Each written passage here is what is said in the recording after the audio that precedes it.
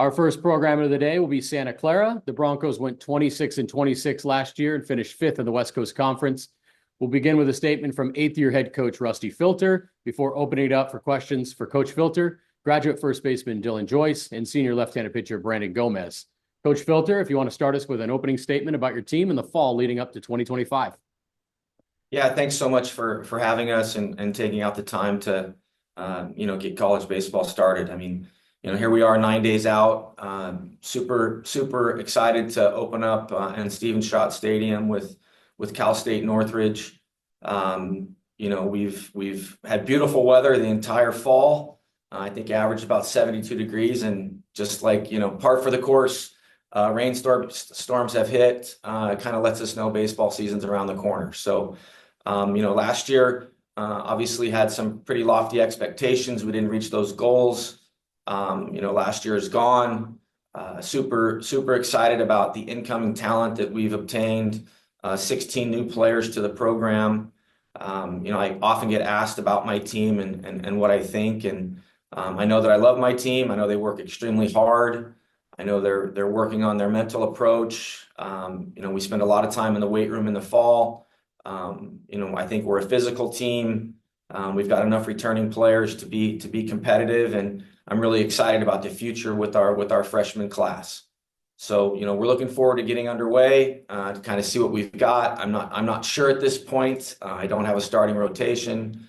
Two things that I know is Brandon Gomez, senior left-hand pitcher, sitting next to me on my left.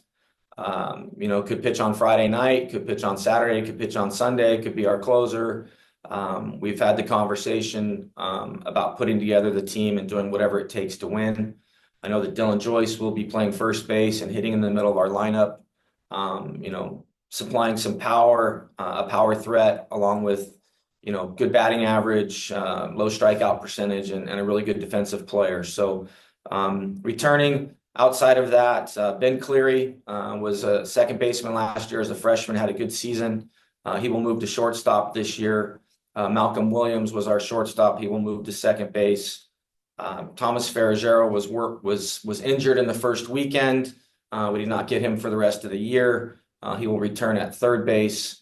And other than that, it's pretty much a clean slate, and everybody's competing for spots. We've got a lot of players that have been in the program 2 or 3 years waiting for their opportunity, as we lost a lot from last year. And there's been a lot of competition with those players and the incoming freshman and junior college transfers. So we're excited to get underway and can't wait to play Cal State Northridge next Friday night. Excellent. We'll open it up for questions. Eric, I'm working on figuring that out on the new Zoom, but if you have a question, feel free to ask that now. Oh, yeah. Okay. Oh, yeah. I'm unmuted. All right. Well, just wanted to make sure. Hey, Coach Filter, just good to see you again. I guess my first question was, or the biggest question is, just with so many new players, I know you got pretty much a whole new team. It almost seems like in some ways, but you have 17 new players. How do you kind of address that? Like, how do you go about going into a season? Is it any different than any other season with new players or with a lot of returning players? Well, I think it's we obviously spend the first part of our plan is to establish culture, and we call ourselves the Bronco Boys, and there's a lot that goes into that. And it's really getting these guys to buy in from day one. And I'm so thankful that we have great leadership, and these guys really kind of set the tone for what that means. Other than that, the workload is pretty similar. We have a new assistant coach in Jason DiCochea. He took over for John Karsich. He did a great job for us here at Santa Clara. Jason is a past player in the program and works with the infielders. So we've just kind of hit the ground running. The work ethic piece, I think, is first. Finding out who can play where, who's multidimensional. What do they bring to the table? A lot of these younger players, they've got a lot more power than players we've had in the past, but their swing and miss rate is a little too high. So, we're just really trying to find out what we have. I think that's a little bit different. The last couple of years, we could probably write the lineup at the end of summer before they report. This year it's just, it's pretty much wide open, and we're gonna audition a lot of players and see who's going to take those roles. Gotcha. One of the players I wanted to ask about, you had a 4-year transfer, a couple of 4-year transfers, but Robert Avazian from Cal, if I don't know, I might be butchering the pronunciation, but what do you see from him for this coming season? Him being a transfer from nearby Cal? Yeah, so Rob Avazian, first is out for the season. He had Tommy John. He threw 2 innings in the fall. Rob Avazian brings some experience at the Division I level. He's definitely a high-end type of pitcher. I would put him in the category as a couple of our other guys like Brandon as pro prospects. We were kind of revamping his style and how he was going about pitching, and he's been a great addition to the team. It's unfortunate that he will be out this season and will not pitch until next year. But he's been a good addition to the program. Sorry to hear that, Coach. Yeah. All right, this one's for Brandon Gomez. I know this is again talking about kind of a lot of new players, and there's only, if I counted right, only 7 guys that are seniors on the team this coming year. Do you feel like, is it because of that? Are you kind of taking more of a leadership role this year, or what is different about approaching this season? I don't think there's anything much different about this season. It's kind of, you got to win today. And everybody on our team, all the young guys, the new guys, they've all bought into this idea of the culture that we have, and where everybody is a leader of themselves and they hold themselves accountable, and the person next to them trying to do the best they can for the team and everybody to win. Good. Dylan, question for you. I know you transitioned from Division III to Division I last year and got your cleats stuck in last year for Division I. What was that transition like? And what do you expect of yourself this coming season? Yeah, the transition from Division III to Division I was a big jump. Fortunately, I joined a program that was very welcoming, and they brought me on and kind of helped me jump to that new level. I think that last year was a great learning experience. I got to learn what playing a midweek game was like. We didn't have that at the Division III level. And so kind of getting through that 56-game season was a learning curve, and I'm excited to do it all again this year. And yeah. Cool. We have a question from College Baseball Weekly. Yes, can you guys hear me now? Yep. Yes. How you doing, Coach? I'm doing good. How are you? Good, good. This is for you, but particularly for all of you. I see you who you guys open up with, but are you excited about that series against Texas on the road? Can you say anything about, I've been in a lot of big college baseball atmospheres. Texas A&M was one, Texas is another one. Can you say anything about you and your guys getting that, early on the road series playing at a place like University of Texas? Absolutely. We've always taken the approach. We want to give ourselves, the best opportunity to reach postseason play. Difficult in the conference. It's been a one bid league. So we're trying to put ourselves in position with RPI. We've got a weekend series with Cal State Northridge, with Davis, with Cal Berkeley, University of Texas. We're heading up to play Oregon State on a weekend, a one game with them. We've always taken the approach. I mean, we've been to Georgia, we've been to A&M, we've been to TCU. I've got a long-standing relationship with Jim Schlossnagle, and we had booked that previously with Coach Pierce, and I think next year Oklahoma, we head to Arkansas, we go to UCLA. I mean, if I could play those guys every weekend, I would. It just doesn't seem to work out. They don't like to travel very much, and I understand why. So we're definitely excited. Austin, Texas is a great atmosphere. I really want my boys to see what it is to be in those environments, to understand that there are those that have a lot. They have a lot at their fingertips. I want them to understand we have everything that we need, that we can be competitive with anybody. So we're looking forward to that. And as the adage says, that the best baseball team doesn't win; it's the team that plays the best, and that's what we're trying to do. So I want them to see what it looks like, what it feels like. So if we do get to postseason play, they're not overwhelmed. And so we're looking forward to that weekend, as we are with Cal State Northridge. we're not in a position to take anybody lightly. We take the underdog approach that we've got something to prove with a little chip on our shoulder. And, we're working on that with the team right now and just kind of understanding. So it'll be exciting. The first weekend, stepping over the foul line with fans against somebody else, and seeing some of these guys' reaction to walking in on Thursday to practice at University of Texas. So all this is going to be a learning opportunity, and we're embracing it. And I really like where my team is at, but like I've said, until we play, it's kind of an unknown. Absolutely. And Brandon, you've had a great career there as a pitcher. Any memories, or you just focused on this year and just what are you thinking in this time where you got transfer portal and all these other things? You're a kid who's pitched every year there and has had a pretty good record for your team.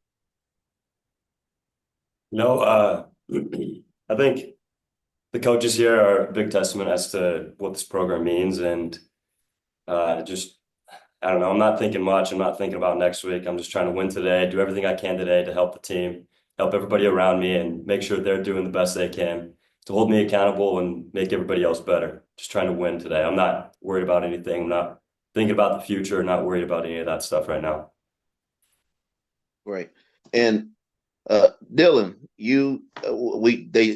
they talked earlier about your transition from a small college to Division I. Are you excited to play at a place like University of Texas in that first weekend series, I believe, on the road? Yeah, as excited as I am for that. Like Coach Filter said, we still have some pretty great games coming up before that with Cal State Northridge. So I think the main focus right now is on that game.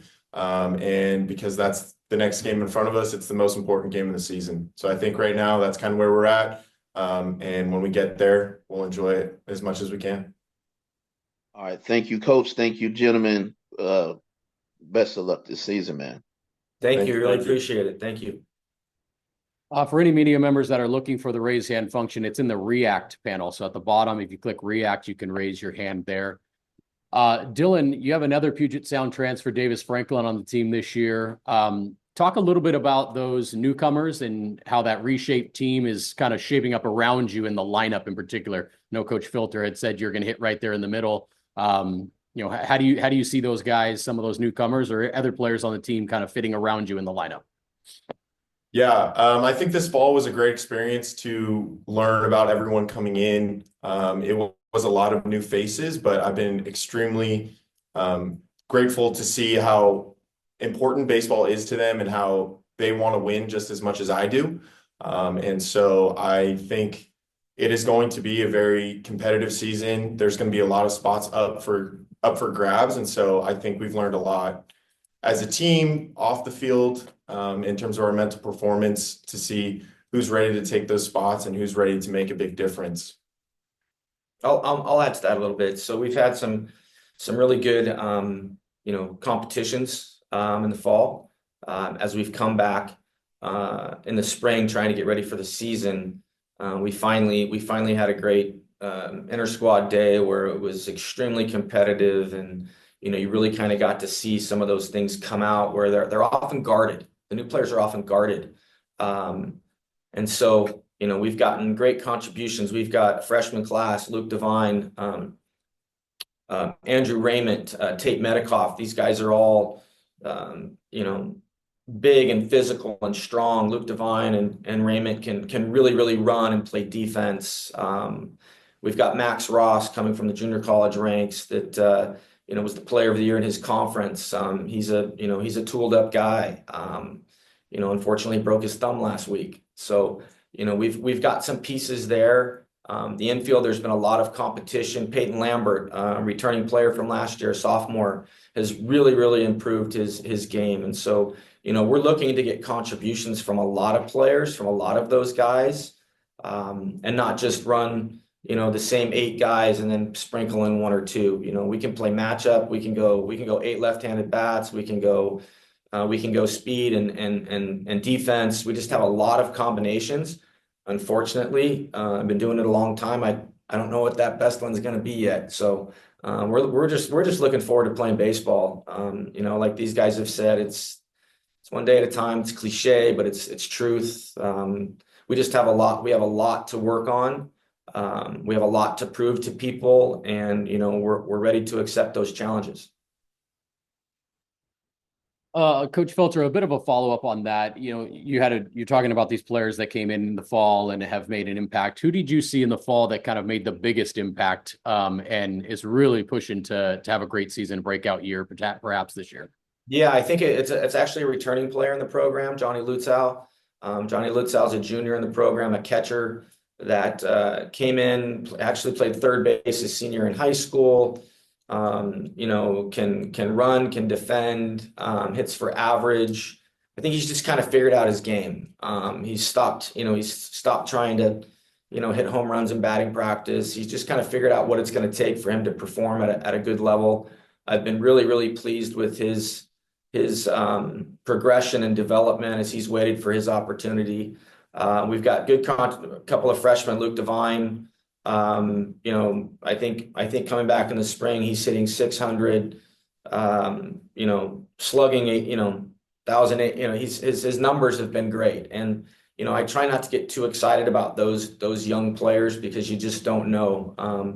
They're going to be thrown in deep water, and who's going to sink and who's going to float to the top. So, I'm also looking for that player. It's a great question that you ask, because I think that, there needs to be a surprise from somebody. The older players need to have their best seasons, and we need to get a surprise from somebody we're not really counting on.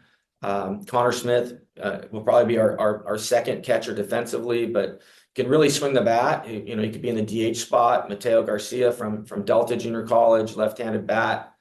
Can kind of play anywhere defensively, but he was our top hitter from the fall. So there's a lot of guys we're looking for, but it's statistics in the fall don't really tell the story because it can get watered down. You're not facing the top 8 guys each weekend. You're seeing developmental guys and things like that. So, we're just looking for some gritty guys that want to compete and when the game's on the line, try to get it done. So, just lots of contributions.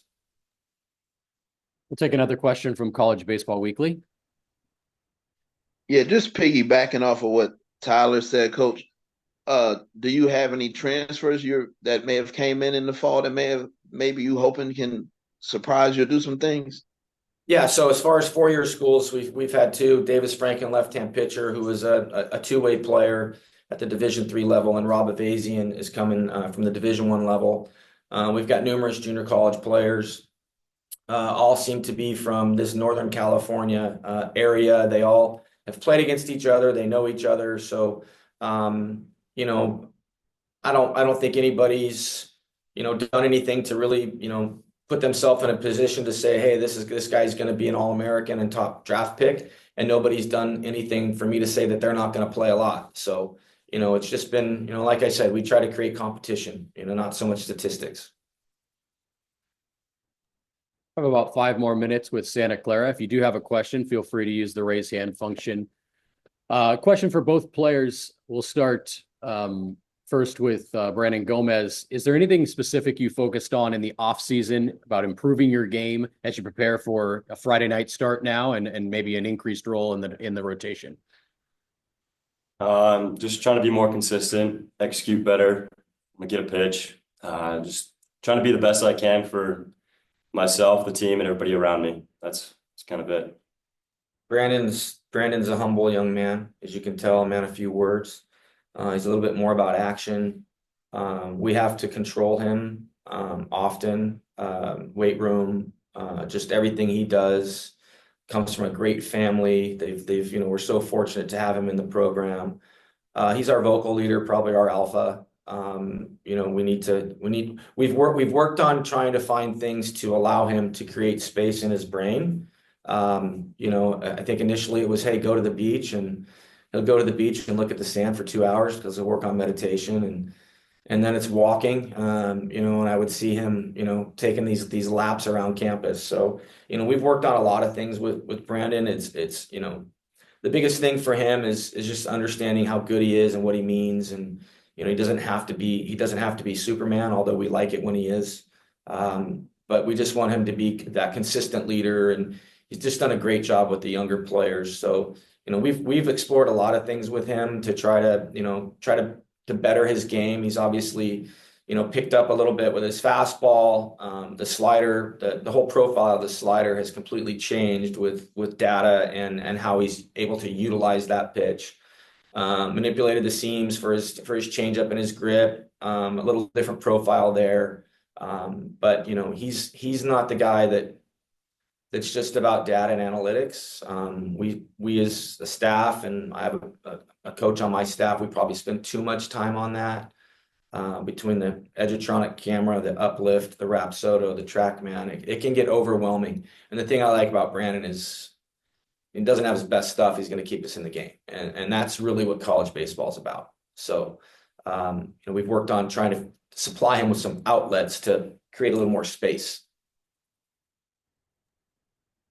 Dylan, anything that you were working on in particular, offensively or defensively, in the offseason as you prepare for the 2025 season? Yeah, I think one of the main things that I worked on wasn't so much on a skill set thing, but I tried to work on leadership. Like Coach mentioned, we have some unbelievable freshmen that have come into this program who were far better than I was at 18 years old. So trying to instill them with some of the experiences that I've had through my baseball career, my college baseball career, and trying to help them along the way so that they can impact not just in the future, but also currently in this year. I'll also answer. We've also worked on freeing him up a little bit. Dylan is the guy that will take everything. Hey, we're trying to cut our strikeout percentage down. I think in the fall he was at like 3%, and for a power guy in the middle lineup, that's extremely low. His hard hit average is extremely high. It was last year. I mean, exit velocities are through the roof. We're trying to allow him a little more freedom, and get the ball in the air a little bit more. We've got 4 or 5 guys in our program that we're allowing to do that. Whether it equates or not, we're not sure. But he provides a consistent demeanor. And, whether he's, having great batting practice and gets 4 hits in the game, or it's not going well, it's really hard to tell what he's thinking. And that's something that, I want to be contagious with those young players, because they're still learning that. And he's done an unbelievable job with Tate Metcalf, who obviously will inherit that position when Dylan leaves. And, there's competition. I mean, this is another talented young man with big time power, and, they keep themselves in check. And Dylan, I think, tries to beat him at everything he does. So he provides great leadership on a consistent basis and a consistent demeanor. So, he's definitely brought the leadership piece in a short amount of time, and, garnered a lot of respect, I would say, within the program for only being here 1 year. I see no further questions for Santa Clara. Thank you so much, Coach Filter, Dylan, and Brandon. Good luck to the Broncos as they open the 2025 season with a 4-game series against Cal State Northridge. Awesome. Thank you. Thanks, you guys. See you, Eric. Thank you. Good to see you, man. See you.